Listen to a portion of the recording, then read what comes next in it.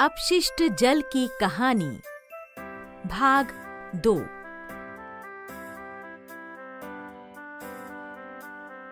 नमस्ते बच्चों, आपने पिछले वीडियो में अपशिष्ट जल के बारे में सीखा था। ये दूषित जल किसी भी जल स्रोत में मिलने से उसे प्रदूषित कर देता है। इसके कारण जल स्रोत का जल पीने अथवा अन्य मानवीय उपयोग के योग्य नहीं रह जाता है। इस जल का उपचार करना बहुत ही महत्वपूर्ण है। आइए हम फिर से राकेश की कक्षा में जाएंगे और अपशिष्ट जल के उपचार के बारे में जानेंगे। इस वीडियो का उद्देश्य है समझना है कि अपशिष्ट जल का उपचार कैसे किया जाता है। आज तो मास्टर जी ने कहा था कि वे मैले जल के उपचार के बारे में बताएंगे। पता है, जब मैं और सुनील कल घर जा रहे थे तब हमने एक खुली नाली देखी। उसमें से गंदा पानी बाहर आ रहा था और बहुत बदबू आ रही थी। और फिर हमने स्वास्थ्य केंद्र की आंगनवाड़ी दीदी को मिलकर उन्हें नाली के बारे में बताया। उन्होंने हमें यह सूचना देने के लिए शाबाशी दी। बच्चों, क्या बातें हो रही हैं? नमस्ते मास्टर जी। नमस्ते। सभी बैठ जाओ। कल हम अपशिष्ट जल के बारे में बात कर रहे थे। आज हम उस जल के उपचार के बारे में सीखेंगे। आप में से कोई मुझे बता सकता है कि अपशिष्ट जल में कौन से पदार्थ मिल सकते हैं? कपड़ों के टुकड़े, डिब्बे, प्लास्टिक के पैकेट, नैपकिन, मिट्टी, डंडियां, कागज इत्यादि मास्टर जी। सही कहा। इसके अलावा मल, तेल और काफी सारे भौतिक, रासायनिक और जैविक द्रव्य भी होते हैं। इसीलिए अपशिष्ट जल के उपचार के लिए भौतिक, रासायनिक और जैविक प्रक्रियाएं इस्तेमाल की जाती हैं। मास्टर जी, इन सब प्रक्रियाओं के बाद इस जल को कहाँ छोड़ते हैं? दूषित जल के समुचित उपचार के बाद उसका पुनर्चक्रण किया जाता है। इसे आवश्यकता अनुसार वृक्षारोपण, सिंचाई, फ्लशिंग इत्यादि में उपयोग किया जाता है। यह ग्रे वाटर से ही किया जाता है। सीवेज में अधिकतर ग्रे वाटर ही होता है। और ब्लैक वाटर से क्या करते हैं? ब्लैक वाटर में काफी बैक्टीरिया, ई कोलाई, वायरस इत्यादि रोगाणु होने के कारण इसे घर में पुनः उपयोग नहीं किया जाता। ज्यादातर मल और ब्लैक वाटर को खाद और मिट्टी में पोषक तत्वों के रूप में इस्तेमाल किया जाता है। क्या पानी को नदियों और समुद्र में भी छोड़ा जाता है?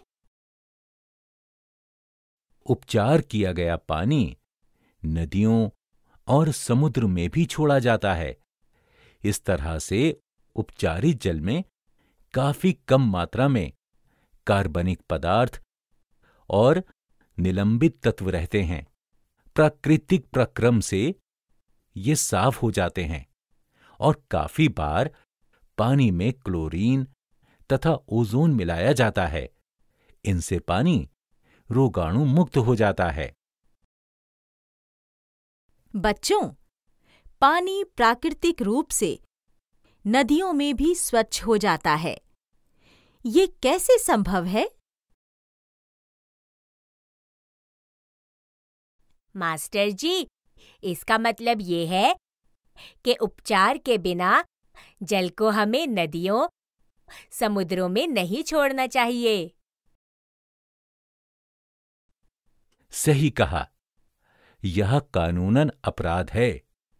मैले पानी में पहले से ही बैक्टीरिया, वायरस और अन्य रोगाणु होते हैं जो पानी में घुलित ऑक्सीजन से पनपते हैं।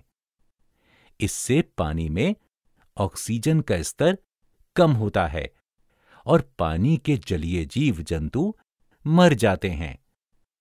यह पानी को दूषित करता है और काफी हानिकारक है। मास्टर जी, क्या आप हमें इस पूरी प्रक्रिया को समझा सकते हैं? हाँ बच्चों, इस पूरी प्रक्रिया में 4-5 चरण होते हैं। पहले चरण में सीवेज के पानी को ट्रीटमेंट प्लांट या जल उपचार संयंत्र के स्क्रीन या छन्ने से प्रवाहित किया जाता है, जिससे कुछ बड़े आकार के निलंबित पदार्थ जैसे बड़े आकार के रेशे, पत्थर, पैकेट, नैपकिन या सैनिटरी टॉवेल इत्यादि को अलग किया जाता है।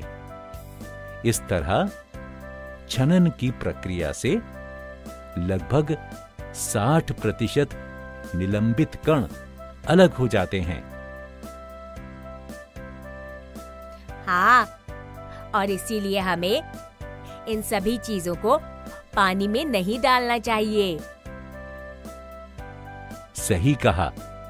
इस छनन के कारण उपचार संयंत्र की अगले चरणों की मशीनें भी खराब नहीं होती। इसके बाद इस पानी को grit and sand removal plant में भेजा जाता है।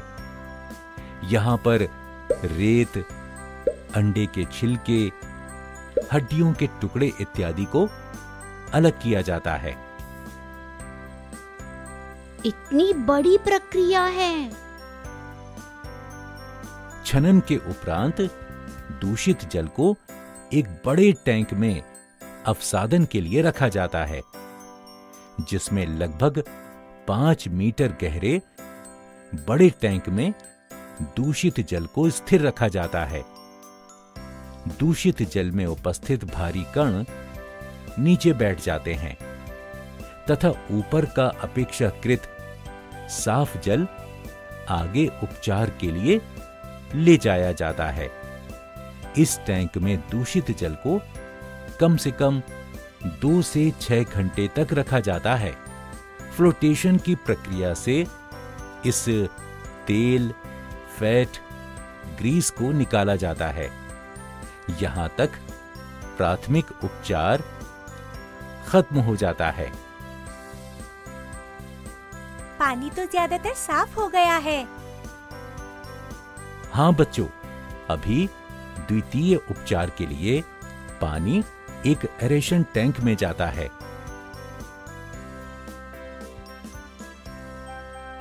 इस प्रक्रिया में एरोबिक बैक्टीरिया से इसे उपचारित किया जाता है।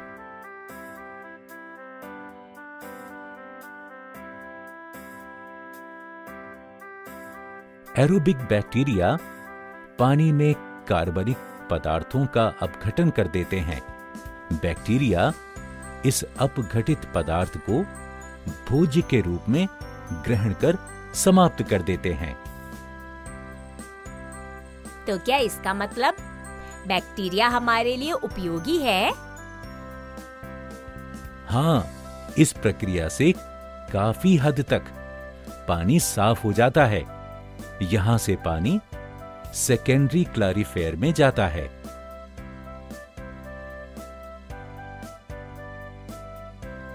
यहां पर बायोलॉजिकल वेस्ट या जैविक वस्तुओं के अपशिष्ट को अलग किया जाता है। पानी में क्लोरीन मिलाकर सिंचाई, फ्लशिंग इत्यादि के लिए उपयोग किया जाता है। बचा पानी नदियों और समुद्रों में भेजा जाता है। नीचे बचे हुए बायोलॉजिकल वेस्ट या जैविक अपशिष्ट को स्लज थिकनर में भेजा जाता है।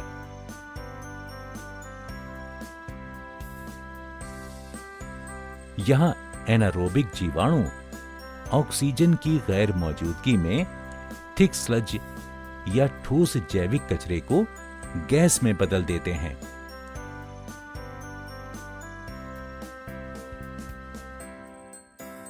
इसे बायोगैस भी कहते हैं।